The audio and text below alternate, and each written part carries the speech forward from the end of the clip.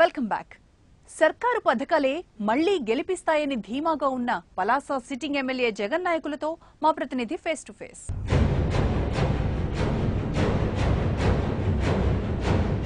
మీరు నియోజకవర్గంలో ఎన్నికల్లో నిలిచేటప్పుడు ప్రధానమైనటువంటి సమస్యలు జీడి పరిశ్రమ అభివృద్ధికి కానీ లేకపోతే కిడ్నీ వ్యాధులతో బాధపడేటువంటి వాళ్ళ సమస్యలు కానీ పరిష్కరిస్తున్న హామీ ఇచ్చారు. ఎంతవరకు నెరవేర్చారు? అసలు వాస్తవంగా ఏంటి? ముఖ్యంగా నా పలాస నియోజకవర్గం అంది 3 ప్రాంతాలు అయినటువంటి నియోజకవర్గం. ఒకటి ట్రైబల్ ఏరియా ఒకటి ఉంది, రెండవది పల్లపు ఏరియా, మూడవది ఉద్దాన ప్రాంతం అంటే కోస్టల్ ప్రాంతం అన్నది 3 ప్రాంతాలకు సంబంధించిన నా నియోజకవర్గంలో సమస్యలు అన్నవి. ఉద్దాన ప్రాంతంలో ముఖ్యమైనటువంటి పంట, ఆధారమైనటువంటి పంట జీడి పంట. జీడి పంటకి సరైన గిట్టుబాటు రేటు లేదన్నది ప్రజల్లో ఉన్నటువంటిది, రైతాంగంలో ఉన్నటువంటి ఒక సమస్య. ఆ సమస్య కోసం ప్రభుత్వంతో మాట్లాడడం జరిగింది. దానికి తగ్గట్టుగా కూడా ప్రభుత్వం ఒక కొనుగోలు కేంద్రాలని మొదట్లో అప్పుడు 2004 ప్రభుత్వం రాజశేఖర రెడ్డి గారి టైంలో కొనుగోలు కేంద్రాలను కూడా నాఫెడ్ ద్వారాగా కొనిపించడం జరిగింది. అప్పటి నుంచి కూడా గిట్టుబాటు రేట్ అనేది ఒక రైతుకి సరిపోయే విధంగా మరి రావడం జరిగింది. పిక్కల రేటు కూడాను 8,000 వరకు కూడా ఒక టైంలో పెరిగే చూసిన ఏర్పడి, అంత మునుపు 2,000-2,500 రూపాయల కన్నా ఎక్కువ పెరగనటువంటి ఆ రేటు కాంగ్రెస్ ప్రభుత్వం వచ్చిన తర్వాతనే ఇప్పటి వరకు కూడా దీని రేటు 8,000 వరకు కూడా పెరిగి ఈరోజు 5,500 రూపాయలకి రైతాంగానికి అందే పరిస్థితి ఏర్పడ్డదంటే అది కాంగ్రెస్ ప్రభుత్వం. వజ్రపు కొత్తూరు మండలంలో కిడ్నీ బాధితులు ఎక్కువ ఉన్నారు. డయాలసిస్ సెంటర్ పెడతానని గతంలో వైఎస్ కూడా హామీ ఇచ్చారు. ఈ హామీ ఆచరణ రూపం దాల్చలేదు కదా, మరి బాధితులు ఎక్కువ అవుతున్నారు, ఏం చేస్తారు? దీనిపైన వైఎస్ రాజశేఖర రెడ్డి గారికి మేము అంటే అసెంబ్లీలో నేను ప్రస్తావించడం జరిగింది. రాజశేఖర రెడ్డి గారు 2009లో 3 నెలల కాలంలో ఉన్నప్పుడు కూడా ఆయన ఇక్కడ డయాలసిస్ సెంటర్ పెడతామని చెప్పారు. ఇప్పుడున్న ముఖ్యమంత్రి గారు కూడా కిరణ్ కుమార్ రెడ్డి గారు రచ్చబండ కార్యక్రమాన్ని అనేది ఇందిరమ్మ బాట అని చెప్పి మనకి ఇక్కడ వజ్రకొత్తూరు మండలంలో రావడం జరిగింది. అక్కడ భారీ ఎత్తున పబ్లిక్ మీటింగ్ పెట్టడం జరిగింది. పబ్లిక్ మీటింగ్లో కూడా దీన్ని ప్రస్తావించాం. ముఖ్యమంత్రి గారు తప్పకుండా పలాసలో డయాలసిస్ సెంటర్ పెడతామని ఆయన చెప్పారు. అయితే నా నియోజకవర్గంలో కూడా వజ్రకొత్తూరు మండలంలో ఒక 5-6 పంచాయతీల్లో ఈ కిడ్నీ బాధితులు అన్నవాడు ఉన్నారు, ఎక్కువగానే ఉన్నారు. ఇంటింటికి ఒక కిడ్నీ బాధిత అనేది ఉంది. దాని ఏ విధంగా కిడ్నీ సమస్య వస్తుందా అన్నది పొల్యూషన్ వల్ల వస్తుందా, ఎయిర్ పొల్యూషనా, గ్రౌండ్ పొల్యూషనా, వాటర్ పొల్యూషనా అన్నది పరిశోధనలు చేశారు. ఇంతవరకు దాని తాలూకా రిపోర్ట్ అన్నది రానందువల్ల దాన్ని ఏ విధంగా నివారణ చేయాలనే చర్యలు తీసుకోవడానికి మరి కావడం లేదు. ఉద్దానం ప్రాంతంలో సాగునీటి కోసం రైతులు అనేక రకాల ఇబ్బందులు పడుతున్నారు. ఎగువ నుంచి వచ్చేటువంటి నీళ్లు దిగు ప్రాంతాలకు రావట్లేదు, అనేక రకాల గొడవలు కూడా జరుగుతున్నాయి. మరి ఈ సమస్యకు పరిష్కారం ఏంటి? మాకు వంశధార కాలువ అనేది మా ప్రాంతానికి వచ్చినటువంటి లెఫ్ట్ కాలువ అనేది మా ప్రాంతానికి వచ్చినటువంటిది. మా ప్రాంతం అంతా కూడా వంశధారకి ట్రే ల్యాండ్, అది ఎత్తైన ప్రదేశం కావడం వల్ల ఆ వాటరు సుమారు ఒక 100 అడుగుల వరకు అక్కడ స్టోరేజ్ అయితే కానీ ఇక్కడికి నీరు వచ్చే పరిస్థితి లేదు. అంత స్టోరేజ్ చేయాలంటే అక్కడ ఉన్నటువంటి ఆనకట్ట దానికి తగ్గ పరిమాణంలో అది లేదు. అంతవరకు దాన్ని అంటే మా దగ్గర రావాలంటే సుమారు 80 అడుగుల నీరు అక్కడ స్టోరేజ్ అవ్వాలి. దానివల్ల ఏమవుతుందంటే ఆయకట్టు తాలూకా గొట్లు చెడిపోవడం, ఇవన్నీ అవడం వల్ల మాకు నీరు పూర్తిగా రాని పరిస్థితి ఏర్పడుతుంది. దీని మీద ఆ కెనాల్ని మోడరైజేషన్ చేసి దానికి పెడితే తప్పకుండా మాకు నీరు వస్తుందని మేము ప్రతి జడ్పీ మీటింగ్లో కానీ సీఎం గారి దృష్టికి కానీ మేజర్ ఇరిగేషన్ మంత్రి గారి దృష్టికి తీసుకెళ్లడం జరిగింది. మరి వాళ్ళు చర్యలు తీసుకుంటామన్నారు. అది త్వరలోనే దాని చర్యలు కూడా తీసుకోవడం జరుగుతుంది. మరోసారి మీరు రేస్లో నిలిస్తే ప్రజలకు ఏం హామీ ఇస్తారు, ఏం నెరవేరుస్తారు? బెండి బ్రిడ్జ్ అయితేనేమి, మరదరాజపురం బ్రిడ్జ్ అయితేనేమి, అలాగే కొన్ని రోడ్లు ఎప్పుడో 40-50 సంవత్సరాలు బాడపల్లి నుంచి డెప్పూరు అనే ఒక రోడ్డు 2 మండలాలు కలిపినటువంటిది, వజ్రకొత్తూరు మనసా మండలాల్ని. ఆ రోడ్డు 40 సంవత్సరాలు అయింది. ఇది మట్టి రోడ్డు వేసి దాన్ని గత పాలకులు చేయలేకపోతే నేను 3 కోట్ల రూపాయలు ముఖ్యమంత్రి గారు స్పెషల్ గ్రాంట్ తీసుకొచ్చి అది వేయడం వలన 2 మండలాలకి సుమారు 50 కిలోమీటర్ల రేంజ్ తగ్గించి దగ్గర రహదారి ఏర్పాటు చేయడం జరిగింది. అలాగే నవల్ రేవు బ్రిడ్జ్ అనేది ఒకటి ఉంది. దానికి మరి ముఖ్యమంత్రి గారు వజ్రకొత్తూరు వచ్చేటప్పుడు దానికి హామీ ఇవ్వడం జరిగింది.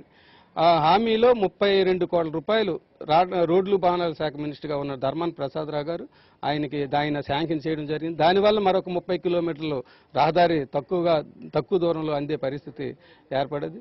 మీ గెలుపుకు దోహదం చేసే అంశాలు ఏవని మీరు భావిస్తున్నారు?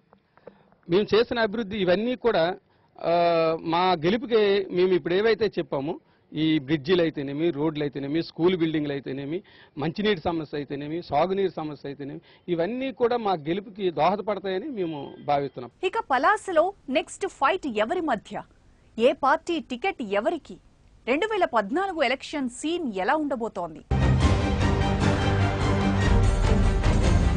రాష్ట్ర విభజన వ్యవహారంతో రాజకీయాలు ఎటు నుంచి ఎటు తిరుగుతాయో చెప్పలేని పరిస్థితి. అయితే పలాసలో 2014 ఎన్నికల కోసం లీడర్లు రెడీ అవుతున్నారు. టికెట్ల వేట సాగిస్తూనే జనంలోకి వెళ్తున్నారు.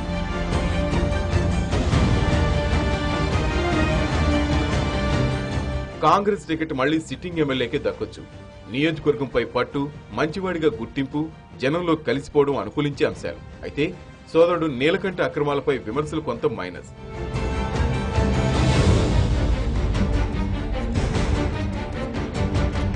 టీడీపీ తరఫున మళ్లీ పోటీకి రెడీ అవుతున్నారు మాజీ మంత్రి శివాజీ. సోంపేటలో 5 సార్లు గెలిచి 2009 పలాస్ ఎన్నికలు ఓడిపోయిన జనానికి చేరువయ్యేందుకు మకాం కూడా మార్చారు. గౌతు లచ్చన కుటుంబానికి మంచి పేరుండటం ఇతని అడ్వాంటేజ్. కానీ వజ్రపు కొత్తూరు ఎంపీపీగా చేసిన మధ్యలో చెన్నై కూడా టికెట్ కోసం పోటీ పడుతున్నారు. టికెట్ ఎవరికి వస్తుంది, ఇంటి పోరు సమసిపోతుందా అన్నదానిపై టీడీపీ గెలుపోవటంలో ఆధారపడి ఉన్నాయి.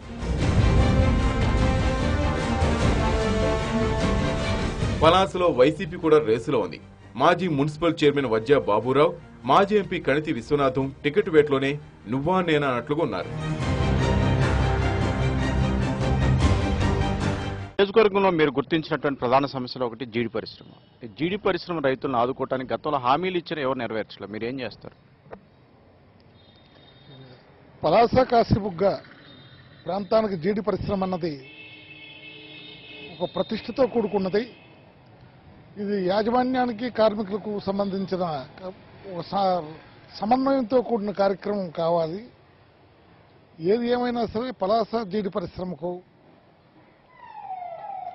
మొట్టమొదటి నుంచి కూడా ఇక్కడ ఏంటంటే రోస్టింగ్ విధానం పలాసలో ఉండేది. దానివల్ల కార్మికులందరూ కూడా ఊర్లో ఉండి ఈ రోస్టింగ్ విధానానికి అలవాటైపోయి వాళ్ళు ఆ కార్యక్రమం చేస్తుండగా పొల్యూషన్ సమస్య అన్నది పలాసకు పట్టిపీడించింది. ఆ పొల్యూషన్ సమస్యతో అప్పుడున్న ముఖ్యమంత్రి రాజశేఖర రెడ్డి గారితో మాట్లాడి కొంతవరకు ఏంటంటే ఈ డ్రమ్ రోస్టింగ్ విధానానికి కొద్దిగా స్వస్తి చెప్పి బాయిలింగ్ విధానంలోకి మార్చే ప్రయత్నాలు చేసి గ్రామ శివారుకి ఏంటంటే ఈ పరిశ్రమలన్నీ వెళ్లే కార్యక్రమానికి శ్రీకారం చుట్టడం జరిగింది. కార్మికులతో ఉపాధి పోకుండా కార్మికులకి ఏంటంటే కొద్దిగా హెచ్చు వేతనాలు వచ్చే దానికి శ్రీకారం చుట్టి మొత్తం పైన ఈ సమస్యకు ఆ రోజు ఒక పరిష్కారం కనుగొన్నాం. ఇంకోవైపు సముద్ర తీర ప్రాంతంలో జీడి ఎక్కువగా ఎక్కడైతే పండిస్తారో ఆ రైతులు కిడ్నీ బాధితులు అవుతున్నారు. మరి వందలాది మంది చనిపోతున్నారు. మరి ఏంటి పరిస్థితి, ఏం చేయాలంటారు? ఈ కిడ్నీ సమస్య అన్నది ఈ ప్రాంతంలో ఒక రకంగా చెప్పుకోవాల్సి అంటే పలాస భద్రకొత్తూరు మండలాల దగ్గర నుంచి మొత్తం పైన కోస్టల్ అయినంత కూడా అక్కడ కవిటి వరకు కూడా ఉన్నది. దీని మీద ప్రభుత్వానికి ఎన్నోసార్లు దీని మీద రిప్రజెంటేషన్ ఇవ్వడం జరిగింది. ఇక్కడ కిడ్నీల కోసమే ఇక్కడ ఒక నెఫ్రాలజిస్ట్కి పలాసలో పెట్టండి, తర్వాత ఏంటంటే వీళ్ళందరూ డయాలసిస్ సెంటర్ ఒకటి పలాసలో పెట్టండి అని వారికి చెప్పడం కూడా ప్రభుత్వానికి చెప్పడం కూడా జరిగింది. ముఖ్యమంత్రులకు తెలియజేశాం, మంత్రులకు తెలియజేశాం, కానీ వాళ్ళకి చీమ కుట్టినట్టుగా లేదు. రేసులో నిలిస్తే ఈ నియోజకవర్గ ప్రజలకి మీరు ఏం హామీ ఇస్తారు? నేను రైతాంగం నుంచి వచ్చిన వ్యక్తిని. రైతులకు సాగునీరు, అలాగే గ్రామీణ ప్రజలకు తాగునీరు, ఈ రెండు సరైన పద్ధతిలో అందించే ప్రయత్నం చేస్తారు. అలాగే కాకుండా ఏంటంటే కొన్ని రహదారులు ఇటువంటివి కార్యక్రమాలు చేసి నేను తప్పకుండా ఏంటంటే ఈ ప్రజలకు ఇదివరకు అందించే పాలన కన్నా మెన్నైన పరిపాలన అందిస్తాను. నా దగ్గర నా నియోజకవర్గానికి సంబంధించి ప్రజానీకం గేట్ అవసరం ఆ యాక్షన్ ప్లాన్ నా దగ్గర ఉన్నది. ఆ యాక్షన్ ప్లాన్ ఏంటంటే ఇప్పుడు చెప్పడం అనేది కాదు, నేను తప్పకుండా వైఎస్ఆర్ కాంగ్రెస్ పార్టీ అధికారంలోకి వస్తే ఈ నియోజకవర్గాలకు ఏ సమస్యలు ఉన్నాయో నాయకుడి ముందు పెట్టి నేను అన్ని నియోజకవర్గాల కంటే భిన్నంగా ఈ నియోజకవర్గాన్ని తయారు చేస్తానని నేను తెలియజేస్తున్నాను. మీరు వైఎస్ఆర్ కాంగ్రెస్ పార్టీలు నియోజకవర్గంలో మరికొంతమంది రేసులో ఉన్నారు కదా, వాళ్ళు కూడా సహకరిస్తారని అందరూ భావిస్తున్నాను. మీరు ఏ పార్టీకైనా ఒక హైకమాండ్ ఉంటుంది, హైకమాండ్ నిర్ణయం ప్రకారమే మేము కార్యక్రమాలు చేస్తాం. పెద్దలు ఏటి నిర్ణయిస్తే దాని ప్రకారం కార్యక్రమాలు చేసుకుని వెళతాం. కాబట్టి మాలో చిన్న చిన్న అభిప్రాయ భేదాలు ఉన్నా దాన్ని సర్దుకొని తప్పకుండా ఏంటంటే ఇక్కడ క్యాండిడేట్ గెలుపు ముఖ్యం, ఆ గెలుపు దిశగానే అందరూ కూడా సహకరిస్తారని నేను నమ్ముతున్నాను. ఓవైపు తెలంగాణ ప్రకటనతో అన్ని పార్టీలకు నిరసన సెగ తగిలింది. ఈ పరిణామాల మధ్య అభ్యర్థులెవరైనా పార్టీల బలమేంటి, ఏ మండలం ఎటువైపు? పలాసలో కాంగ్రెస్ కు గట్టి బలమే ఉంది. పలాస మండలంలోనూ పలాస కాశీబుగ్గ మున్సిపాలిటీలో హస్తం హవా కనిపిస్తోంది.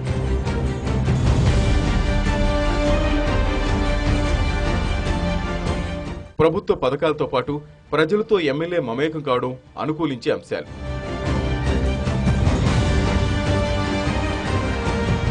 మందస్సులో టీడీపీదే పైచేయి. గౌతు కుటుంబానికి ఇక్కడ మంచి ఆదరణ ఉంది. ఇక వజ్రపు కొత్తూరులో టీడీపీ కాంగ్రెస్ మధ్య హోరాహోరీ కనిపిస్తోంది. వైసీపీ 3 మండలాల్లోనూ గట్టి పోటీయే ఉన్నది. కొన్ని గ్రామాల్లో వైఎస్ఆర్ పై అభిమానం ఉన్నా కేడర్ ఓట్లుగా మార్చుకోగలదన్నదే ప్రశ్న. కాంగ్రెస్ పక్షాన సిట్టింగ్ ఎమ్మెల్యే జగన్ నాయకులు మరోసారి రంగంలో దిగుతుండగా టీడీపీ వైఎస్ఆర్ కాంగ్రెస్ లో రెబల్స్ బెడద వేధిస్తుంది. ఎవరు టికెట్ దక్కుతుంది, ఎవరు సహకరిస్తారు, ఎవరు సహకరించరు అనేటువంటి చాలా ఆసక్తి రేపుతుంది.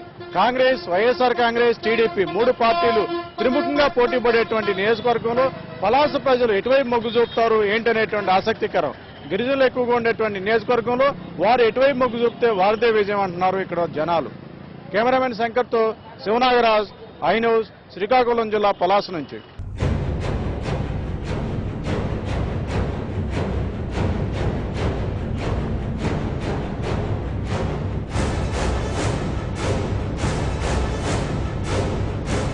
ఇదే ఇవాల్టి ఐ వోట్ గ్రౌండ్ రిపోర్ట్. రేపు మరో సెగ్మెంట్ తో మళ్ళీ కలుద్దాం. Stay tune to I news.